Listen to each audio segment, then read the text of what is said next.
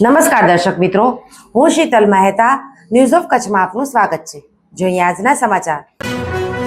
અમદાવાદ મંગલ નવકાર મહેક foundation trust તથા ગોપાલ સંસ્કાર મહેક ટ્રસ્ટના ઉપક્રમે 50,000 કુંડાઓ પક્ષીઓના પાણી માટે વિતરણ કરવાનો સંકલ્પ। જીવદયાનું અનોખું કાર્ય। મંગલ નવકાર મહેક ફાઉન્ડેશન ટ્રસ્ટ તથા શ્રી ગોપાલ સંસ્કાર મહેક ટ્રસ્ટના સંયુક્ત ઉપક્રમે માનવતા, સેવા અને જીવદયા આધારિત 45થી વધુ સેવાકીય પ્રવૃત્તિઓ અવિરત રીતે ચાલી રહી છે। કાળઝાળ ઉનાળાની ગરમીમાં પક્ષીઓ માટે પાણીનું એક ટીપું પણ જીવનદાન સમાન બની જાય છે।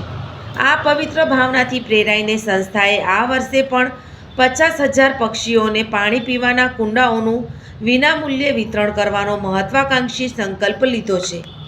આ મહાયજ્ઞનો પ્રારંભ દર વર્ષની જેમ શ્રી જગવલ્લભ પાર્શ્વનાથ દાદાના પાવન સાનિધ્યમાં અને જગવલ્લભ પાર્શ્વનાથ ભાતાગર કમિટીના સહયોગથી કરવામાં આવ્યો। પક્ષીઓને લાંબા સમય સુધી ઠંડુ પાણી મળી રહે તે માટે વિશેષ કાળી ચીકણી માટીમાંથી બનાવેલા વજનમાં ભારે એવા 50,000 ખાસ કુંડાઓ તૈયાર કરવામાં આવ્યા છે, જેથી તે પાળી કે દિવાલ પર મૂક્યા બાદ પવનથી ઉડી ન જાય અને પાણી લાંબા સમય સુધી ઠંડુ રહે।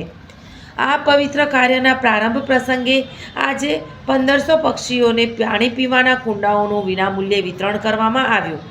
આ શુભ કાર્યનો લાભ દરિયાપુર વિધાનસભાના ધારાસભ્ય કૌશિકભાઈ જૈન દ્વારા લેવામાં આવ્યો હતો। ટ્રસ્ટ પરિવાર દ્વારા તેમનો હાર્દિક આભાર વ્યક્ત કરવામાં આવ્યો।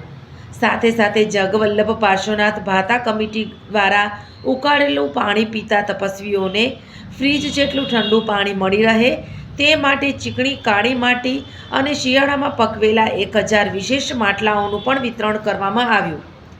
આ કાર્યક્રમની શરૂઆત પરમ પૂજ્ય સાધ્વીજી ભગવંતના માંગલિક શ્રવણ કરીને તેમના આશીર્વાદ સાથે કરવામાં આવી હતી।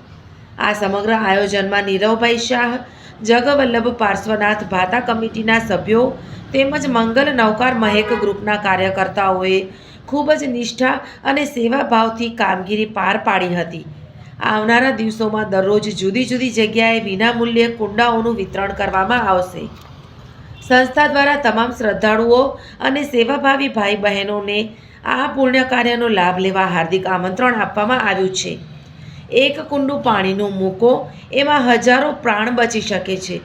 આ વર્ષે 50,000 પક્ષીઓને પાણી પીવાના કુંડાઓનું વિતરણ માત્ર એક કાર્યક્રમ નથી, પરંતુ નિર્વાચ જીવ પ્રત્યે કરુણા, સેવા અને સંસ્કારનો વિશાળ સંકલ્પ છે।